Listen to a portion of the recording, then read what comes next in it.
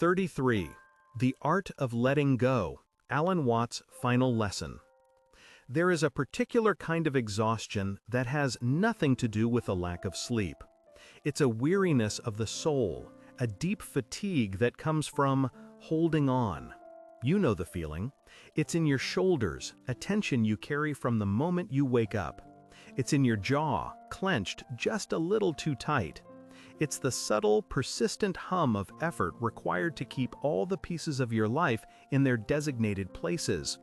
You are holding your breath, waiting for a moment to finally exhale, but that moment never seems to arrive.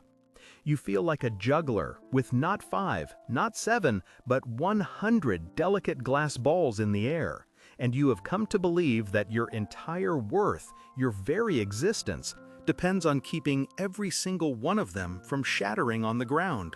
And the world applauds you for it. Look at them, they say. So capable, so strong, managing so much. But you just feel tired. You feel the strain in your spiritual muscles, the ache of a grip that has been maintained for years, perhaps for decades. And you have this quiet, secret suspicion, don't you? A thought you barely let surface because it sounds like madness. You suspect that maybe, just maybe, the point isn't to become a better juggler. Maybe the point is to let the glass balls drop. But what if I were to tell you that this exhaustion is not a sign of your weakness, but the first stirring of your true strength? What if that deep, bone-weary fatigue is not you failing at the game, but your soul finally refusing to play an absurd one? This feeling that you can't hold on any longer is not the beginning of your collapse. It is the beginning of your liberation. It is the first whisper of a profound truth you were born knowing but were taught to forget. The art of existence is not in the gripping, but in the letting go. You see, from the moment we are old enough to understand language, we are taught the gospel of the closed fist. We are taught to grasp. Grasp for grades, grasp for a career, grasp for a partner, for a mortgage, for a particular kind of future that has been painted for us in glossy advertisements and family expectations. The entire structure of our society is a grand conspiracy to convince you that happiness is something you acquire and possess. It is an object, a status, a destination on a map, and so you must hold on to it tightly. You must defend your identity, your reputation, your possessions, your plans. You build a fortress of ideas around yourself, a little box labeled me, and you spend your entire life polishing its walls and guarding its gates. The game is rigged in a most peculiar way. The prize is always just out of reach, so you are encouraged to try harder, to run faster, to grip tighter.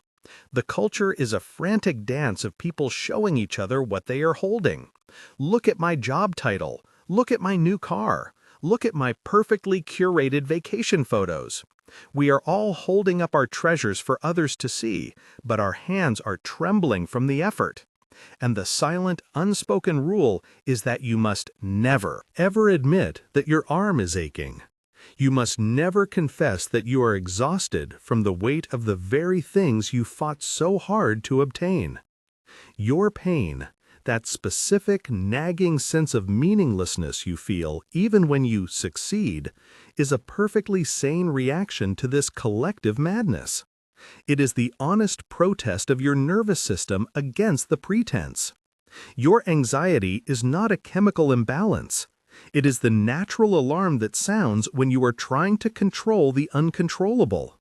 Your depression is not a sign of a faulty brain. It is the profound grief that arises when you realize the things you've been clinging to are made of smoke. You are not broken. You are a finely tuned instrument that is finally playing a true note in a room full of noise. And that true note sounds like dissonance to those who have grown accustomed to the racket. Your desire to let go is not a desire to give up. It is the sanest impulse you have ever had. It is the call of reality beckoning you to return home. And so we arrive at the great revelation, the quiet turning point that changes everything. It is the moment you begin to see that your supposed failures are in fact sacred acts of wisdom. It is the art of reframing, of seeing the landscape of your life not from the ground, but from a great height. Think, for a moment, about your struggle to find your purpose. You have been taught that purpose is a singular, definable thing, a job title or a mission statement that you must discover and then cling to for the rest of your days. You've read books, maybe dozens of them. You've made lists, taken personality tests that sort you into one of 16 boxes. You've felt a sense of panic that everyone else seems to have found their thing while you are still drifting. This feeling of being purposeless has been a source of immense shame. But what if your inability to settle on a single, fixed purpose is not a flaw? What if it is a sign that you have retained a certain fluidity that others have lost? What if you understand, on a subconscious level, that a human being is not a tool to be used for a single function? You are not a hammer designed only to hit nails. You are an entire ecosystem. You are a vast, changing landscape. You have seasons. Some seasons are for planting, others for growing, others for harvesting, and still others for lying fallow. The societal demand for a single, lifelong purpose is like demanding a forest to be in a perpetual state of spring. It is unnatural. Your sense of drift is not you being lost. It is your refusing to dam the river of your own becoming. You are allowing yourself to flow. You have let go of the neat and tidy label, and in doing so, you have opened yourself up to the vast, unpredictable, and infinitely more interesting reality of what you actually are. And what about that feeling of loneliness you sometimes get, even in a crowded room? It is a peculiar ache, isn't it? It is the feeling of being behind a pane of glass, watching people perform a dance whose steps you have forgotten or perhaps never truly learned. You listen to conversations about promotions, about home renovations, about the latest television series, and you feel a profound sense of alienation. You try to participate, but your words feel hollow, like a bad actor reading lines. For years, you have interpreted this as a social deficiency. I am awkward, you tell yourself. I don't know how to connect. Let us reframe this. This is not a failure to connect. This is the result of a sensitivity that can no longer tolerate the static of superficiality. Your spirit is craving a deeper signal, a more authentic frequency. You have let go of the need to be entertained by the mundane games of social chess. What you feel is not the emptiness of loneliness, but the quiet space of integrity. You are no longer willing to betray your own depth for the sake of a comfortable but meaningless chatter. This feeling is the sign that your consciousness has expanded beyond the small talk. It's like a radio that has been tuned to a finer station. You can still hear the pop music, but you are now listening for the symphony underneath. The pain of it is simply the transition period, the time it takes for your ears to adjust. You have let go of the desperate need to belong to a tribe that doesn't speak your language. You are waiting, patiently, for the few who do. Consider your relationship with ambition and success. There was a time when you climbed the ladder with everyone else. You worked the late hours, you networked, you tried to want the things you were told you should want. And perhaps you even achieved some of them. But a strange thing happened. You reached a rung on the ladder, a place you had been striving for, and when you got there was nothing. The view was not as spectacular as you'd been promised. The feeling of arrival lasted for perhaps a single afternoon, and then it was replaced by the same old restlessness, the same old low-grade hum of dissatisfaction. And now you find it difficult to muster the energy to keep climbing. Your ambition feels thin, hollowed out. And this terrifies you, because in our culture, a lack of ambition is seen as a cardinal sin. It is laziness, it is failure, it is giving up. But this is not the death of your ambition. It is the transformation of it. You have let go of the counterfeit version of success. You have performed the experiment and found the hypothesis wanting. Your soul has conducted the research and concluded that the external rewards offered by the system are not worth the internal price. This is not apathy. This is the highest form of intelligence. It is the wisdom to stop running a race when you realize the finish line is a mirage. Your ambition is not gone, it is simply turning inward.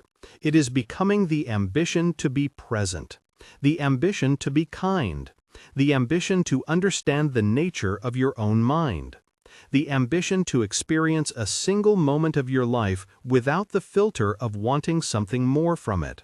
You have let go of the chase, and in its place you are discovering the profound richness of simply being. And what about control? Oh, this is the big one. The master illusion. We live in a world that sells us the fantasy of control. Control your finances with these 7 steps. Control your destiny with the power of positive thinking. Control your aging with this cream. We are constantly trying to manage reality, to force the wild, chaotic, unpredictable river of life into a neat, straight, concrete canal. And you have tried. You've made the 5-year plans, the 10-year plans. You've tried to control what others think of you. You've tried to control your own emotions, wrestling them into submission when they are inconvenient. And the result is always the same, a profound and exhausting anxiety. Because deep down, you know it's a lie. You know you can't control the next traffic jam, the next turn of the stock market, the next thought that pops into your head. Your anxiety, this constant feeling of being on the verge of losing control, is not your enemy. It is your wisest teacher. It is the direct physical feedback from the universe telling you that you are attempting the impossible. It is the straining of a muscle that is trying to lift a mountain. The solution is not to find a better technique for lifting mountains. The solution is to realize you were never meant to lift them. To let go of control is not to become a passive victim of circumstance. On the contrary, it is to become a master navigator. A sailor does not control the wind, but by understanding its nature, she can use it to go anywhere she pleases. By letting go of the rigid illusion of control, you open yourself up to the fluid, intelligent, and responsive art of participation. You stop fighting the current, and you learn to read it. You stop trying to force the future into a box, and you start dancing with the present moment as it unfolds. The peace you seek is not on the other side of control. It is in the gracefully courageous act of surrendering to the mystery. This journey of letting go is a series of quiet, internal revolutions. It is letting go of the person you thought you were supposed to be, the one you constructed from the expectations of your parents, your teachers, your society. That self is a heavy costume, and the feeling of losing yourself that can be so frightening is actually the feeling of this costume finally being unlaced. It is the profound relief of taking off a pair of shoes that are 2 sizes too small. It is letting go of the need to be right. How much of our life's energy is spent in the futile effort of defending our opinions, of winning arguments, of proving our point? We cling to our beliefs as if they are our very identity. But a belief is just a thought you keep thinking. It is a boat, useful for crossing a river, but a fool is the one who carries the boat on his back after he has reached the other shore. Letting go of the need to be right is to step onto the solid ground of not knowing, which is the beginning of all wisdom. It allows you to listen, truly listen, for the first time. It is letting go of the past, not by forgetting it, but by ceasing to draw your identity from it. Your past is a story, and a useful one, but it is not you. You are the reader of the story. The pain of regret and the burden of old grievances are the result of trying to live in a chapter that has already ended. To let go is to turn the page. It is to understand that the only moment that has any reality at all is this one, right now. And in the end, when you practice this art, something remarkable happens. A quietness descends. At first, it might feel empty. It might feel like the silence after the music has stopped. But then, you begin to notice what was always there, underneath the noise of your own striving. You notice the way the light falls on the floor in the late afternoon. You hear the full symphony in the sound of the rain. You experience the simple, miraculous pleasure of a single, conscious breath. You stop fighting with yourself. The internal civil war between who you are and who you think you should be comes to an end. A truce is declared. And in that inner peace, you find a strength that is far more potent than the brittle strength of the clenched fist. It is the yielding, resilient strength of water, which can wear away rock. It is the quiet, unshakable strength of a mountain, which allows clouds to pass over it without resistance. The solitude you once feared becomes a cherished sanctuary. It is no longer the pain of exclusion, but the peace of sovereignty. You are no longer desperately seeking reflections of yourself in the eyes of others. You are content to be your own source of light. And paradoxically, it is from this place of self-possession that true connection becomes possible. When you no longer need anything from anyone, you can give and receive freely, without agenda, without fear. This is not a one-time event. It is a practice. It is a moment-by-moment choice. It is the art of noticing the clench and consciously, gently opening the hand. Again and again and again, for the rest of your life. There are 1,000, no, 100,000 small deaths. The death of an expectation, the death of a plan, the death of a cherished idea of yourself. And with each tiny letting go, there is a rebirth into a wider, more spacious, more authentic reality.